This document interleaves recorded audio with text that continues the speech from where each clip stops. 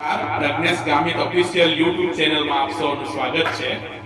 આજે વર્ષનો અંતિમ દિવસ 31 ડિસેમ્બર 2024 જ્યારે પૂરું થવા જઈ રહ્યું છે, ત્યારે કાલથી સૌ આપણે નવા વર્ષમાં પ્રવેશવા જઈ રહ્યા છે. તો સૌપ્રથમ તો સૌને હેપી ન્યુ યર.